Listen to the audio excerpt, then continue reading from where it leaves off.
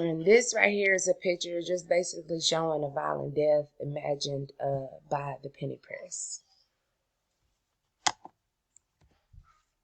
So we're getting into African Americans and the struggle for freedom. Because remind you, slavery did not get abolished legally until 1865. And so by the 1830s, African Americans, they began to work with white allies who, like other reformers, they drew on the religious enthusiasm of the Second Great Awakening. So this kind of goes hand in hand with, historical events and moments. You have a lot of, movements, organizations, and groups that are created from it. And so when you're talking about free Black communities, South and North, the free Black population in the slave states, they live primarily in coastal cities. So Mobile, Memphis, New Orleans, and in the Upper South. And so if you kind of look at it today, I mean, they're still highly Black populated places. But seeking opportunity and protection, some free Blacks, they distance themselves from plantation slaves and assimilated white culture and values. And so, of course, this is at the time frame where you have the really fair-skinned ones. They would use that to their advantage sometimes. And sometimes they wouldn't. But that kind of goes hand in hand with, the way the world is still to today. You have Black people who think on this side and you have Black people who think on this side. So it's still, this is something that has been going on for a while. And so when the Second Great Awakening, it profoundly reshaped Black spirituality, Black Christianity, and everything that came with it. And so it greatly expanded the number of African Americans who embraced Christianity, even though, at this time, most Black people are enslaved in America. And so almost half of free Blacks in the United States in 1840, which was about 170,000 people, they lived in the free states of the North.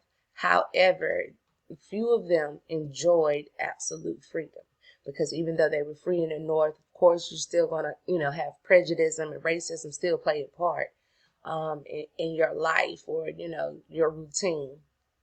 And so leading African Americans in the North, they advocated a strategy of social uplift, encouraging free Blacks to elevate themselves through education, temperance, and hard work. So to promote that goal, Black businessmen and ministers, they founded an array of churches, schools, and self-help associations.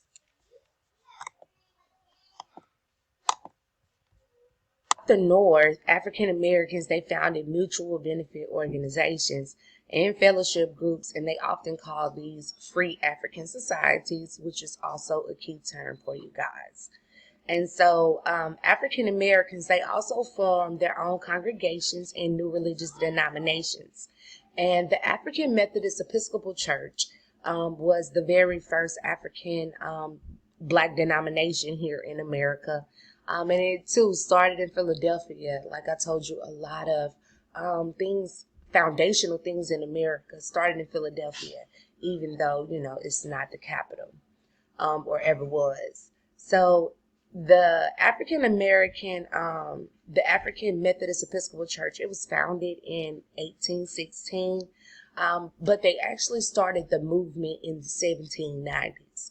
And they started the movement within the free African societies.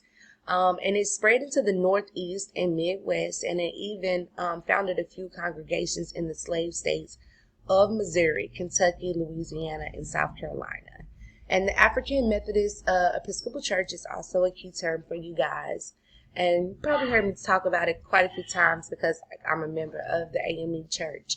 But the AME Church was the first of all African, American denominations, Christian denominations here in America, and created the groundwork in the foundation for a lot of things here in America.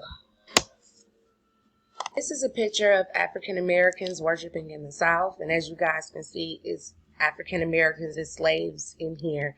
But of course, there are also a white family in there as well too, and some other, white participants.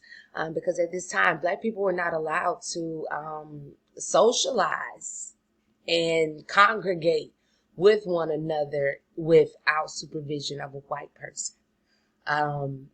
Especially slaves, that was just a no-go. And that was just basically because, they thought they would, run off, start a revolt or something of that nature. So it wasn't allowed. And this is a picture titled Rustic Dance After a Sleigh Ride.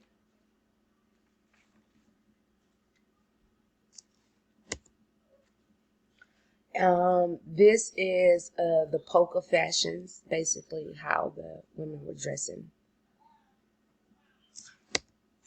And this is a poster advertising Barlow Wilson Promise, Primrose and West Mammoth Minstrels, which is a colored masquerade. And so I remind you, these minstrel shows were basically black-faced productions. And this right here is Paul Cuffey.